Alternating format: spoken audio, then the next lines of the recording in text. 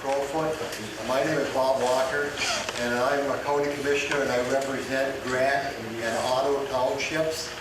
My problem with the Act 214 and the Soldiers and Sailors Relief Act is in 2005 there was legislation introduced to combine these two acts and to streamline them, so we at the county level would understand better and be able to implement them easier.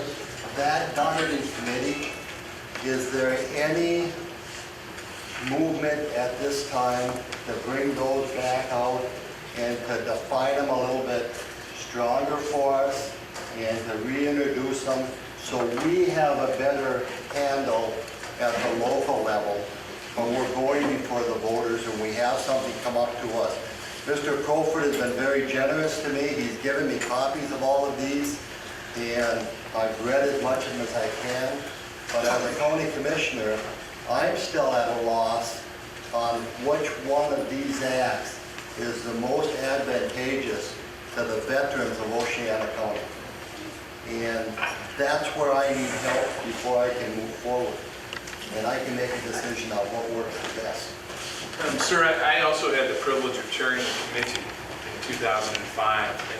And I just asked you, have you talked to the Michigan Association of Counties on this issue? No, I have not. The Michigan Association of Counties, I believe, is your lobbyist in Lansing. And I would strongly suggest that you work with them on this issue because there were concerns that were raised about this. And I think it's got a significant amount of merit, but there were issues within the county family on how to address this. And so I believe that I think your county's a member of that, and it might be worthwhile because the consensus coming out of the counties was a little different. I still need to know of the two acts, which one is the best for the people of Oceana County before we move forward. And I need someone who has worked with it every day to come back and explain the difference and tell us which one of those are the best. Yeah, two acts. One is 214. That's what allows you, as a county commissioner, as a county, to levy up to the present mill. You need that for voter approval to do that. As long as you can. That money can only be used for soldiers relief, such as for injured veterans or coming to you for help with food, gas, electric, home, blah. You can't use that for burial allowance. You can't use it for the headstone placement. You can only use it for very specific injured veterans in your community that money can be used for. 192 says the county can form the County Department of Veterans Affairs. It doesn't say how you're going to fund it. That's when it's mandated but not appropriated fund. So most of the counties that have a County Department of Veterans Affairs, unless they've gone for millage budget, are paid in it's a line item in the general fund budget. That's what it is. And so every year it's subject to the ups and downs of the money that's available to the county. And that's what it is. Again, every county is different. You got what are your needs, what is your background, what is the financial makeup of your community. The bottom line is how can we service our veterans in our county? We've got like 2,600 of them, something like that. How can we get them, and how can we get them the maximum amount of benefits that's going to come back? And how can we take care of the three things the law says we have to do, and what we'd like to do, we should do it anyway. And how can we even make it better for it? So there's the two laws. 214 says you can levy it. Okay, but you can only use it for soldiers relief. 192 says you can form a County Department of Veterans Affairs. How you fund it is up to you. What one does Muskegon County operate on? We hybrid them. We put the two laws together and we said, can we collect the money under 214, but expand the use of those funds to include paying for our County Department of Veterans Affairs? That's what we did. That's what has to go back before the voters say, yep, you can levy that and expand the use. That's the thing, because we just levied it for soldiers relief, but we would never pay for the County Department of Veterans Affairs.